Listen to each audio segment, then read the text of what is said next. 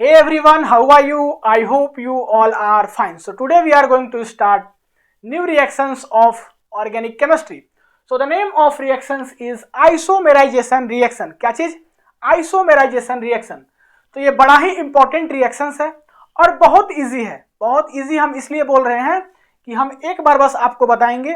आपको कॉपी में देख करके लिखने का जरूरत भी नहीं पड़ेगा, आप लोग खुद से लिख लोगे. पहला चीज. सेकेंड बात कि डायरेक्ट एग्जाम में जाकर के लिखोगे, बीच में रिवीजन की कोई जरूरत नहीं होगी इस रिएक्शंस में, क्योंकि कुछ नहीं है, जो हम बोलेंगे वही बस आप लोग थोड़ा सा सुन लीजिएगा, आपको क्या हो जाएगा, याद हो जाएगा पूरा रिएक्शंस. तो देखिए हम लोग बात करते हैं आइसोमेराइजेशन रिएक्शंस का. इसका स्टेटमेंट को एक बार पढ़ते हैं एंड देन फिर इसका एग्जाम्पल से इसको हम लोग समझेंगे. स्टेटमेंट क्या है? Reactions which involve the interconversion. इस वर्ड को आप लोग क्या कीजिएगा, अच्छे से याद रखिएगा. Reactions which involve the interconversion of one isomers to another isomers. वैसा रिएक्शंस जिसमें कि क्या हो, इंटर कन्वर्जन हो. किसके बीच में? एक आइसोमर्स से दूसरे आइसोमर्स में और दूसरे से एक में. ऐसे समझिए, ये दोनों जो है एक दूसरे का आइसोमर्स है, मान लीजिए, मानना है बस. तो ये दोनों अगर आपस में एक दूसरे का आइसोमर्स है तो ये दोनों के बीच में क्या होगा, इंटर कन्वर्जन होगा. ये जो है आपका कन्वर्ज होके इसमें चला जाएगा और ये इसमें आ जाएगा. मींस दोनों का आपस में क्या हो रहा है, इंटर कन्वर्जन हो रहा है. ये जो है इसमें चला जा रहा है, कन्वर्ट हो जा रहा है, और ये इसमें कन्वर्ट हो जा रहा है.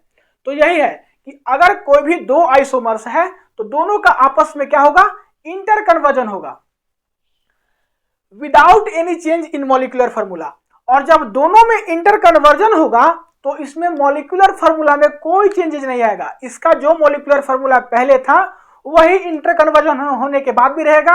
इसका जो मॉलिक्यूलर फार्मूला पहले था वही इंटर कन्वर्जन होने के बाद रहेगा.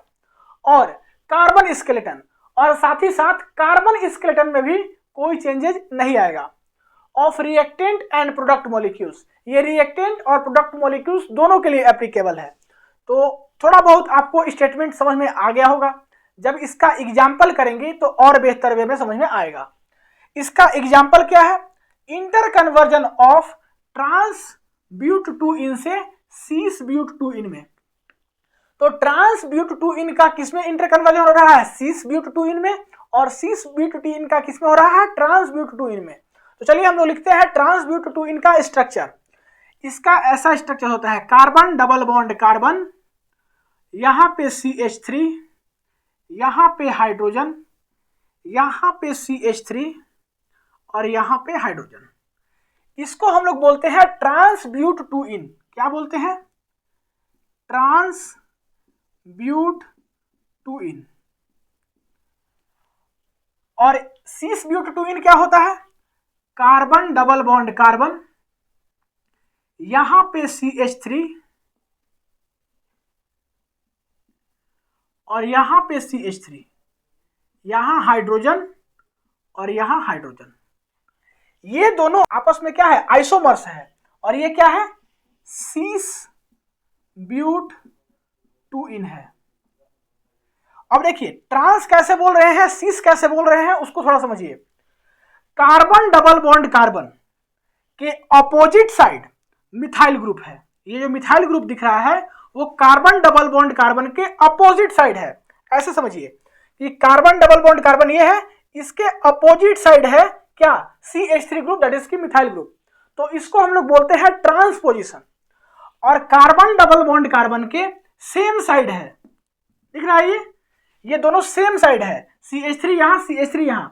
तो जो कार्बन डबल बॉन्ड कार्बन के सेम साइड अगर मिथाइल ग्रुप लगा रहे तो उसको बोलेंगे सीस पोजीशन. और ये आपका किसका स्ट्रक्चर है, ब्यूट 2 का. तो इसी के चलते हम लोग क्या बोल रहे हैं, ट्रांस ब्यूट 2 और सीस ब्यूट 2. और ये दोनों आपस में क्या है, आइसोमर्स है. और इसका conversion in the presence of H, that is की सनलाइट के प्रेजेंस में होता है. मींस ये स्ट्रक्चर इसमें कन्वर्ट होता है, ये स्ट्रक्चर इसमें कन्वर्ट होता है. तो फर्स्ट लाइन का मतलब समझ में आ गया कि interconversion of one isomers to another isomers. Means इसका इसमें इंटर कन्वर्जन होना और इसका इसमें इंटर कन्वर्जन होना. उसके बाद क्या लिखा हुआ है, without any change in molecular formula. अब इसका मॉलिक्यूलर फार्मूला बात करते हैं और इसका मॉलिक्यूलर फार्मूला की बात करते हैं. इसका मॉलिक्यूलर फार्मूला देखें तो क्या होगा, मॉलिक्यूलर फार्मूला की बात करें, ठीक है, ट्रांसब्यूटेटिन का, तो क्या होगा, यहां पे कितना कार्बन है, 1 2 3 4, 4 कार्बन है, तो C4 हाइड्रोजन कितना है, 3 3 6 7 8, मींस 8 हाइड्रोजन है, तो C4H8 इसका क्या है, मॉलिक्यूलर फार्मूला है। वही अगर हम लोग यहां पे बात करें तो क्या है इसका मॉलिक्यूलर फार्मूला, 1 2 3 4, 4 कार्बन, C4 3 3 6 और 2 8, 8 हाइड्रोजन, तो C4H8। यहां पर भी इसका मॉलिक्यूलर फार्मूला C4H8 है, यहां पर भी इसका मॉलिक्यूलर फार्मूला C4H8 है। तो आपको क्या देखने के लिए मिल रहा है कि without any change in molecular formula, ये जो इंटर कन्वर्जन हो रहा है उसमें मॉलिक्यूलर फार्मूला में कोई चेंजेज नहीं हो रहा है। सिस में भी आपका मॉलिक्यूलर फार्मूला C4H8 है और ट्रांस में भी मॉलिक्यूलर फार्मूला C4H8 है। आगे क्या है, और कार्बन स्केलेटन, कार्बन स्केलेटन में भी कोई चेंजेज नहीं होगा। कैसे, ये देखिए कार्बन कार्बन ओपन चेन है, यहां पे देखिए कार्बन कार्बन क्या है, ओपन चेन है, यहां पर भी देखिए कार्बन कार्बन ओपन चेन है, तो कार्बन कार्बन ओपन चेन है दोनों में, तो no change in carbon skeleton. तो इसको यहां पे आप लोग लिख दीजिएगा, क्या है, कार्बन कार्बन ओपन चेन है, ओपन चेन है इसका स्केलेटन, और यहां पर भी क्या है, कार्बन कार्बन ओपन चेन। तो कार्बन कार्बन ओपन चेन है तो इसका स्केलेटन क्या होगा, सेम होगा, कोई चेंजेज नहीं होगा। तो सारा बातें आप लोग इसमें समझ गए होंगे कि इसका स्टेटमेंट क्या है, इसका एग्जांपल्स क्या है, और एग्जांपल्स को आप लोग स्टेटमेंट से रिलेट करके भी समझ गए होंगे।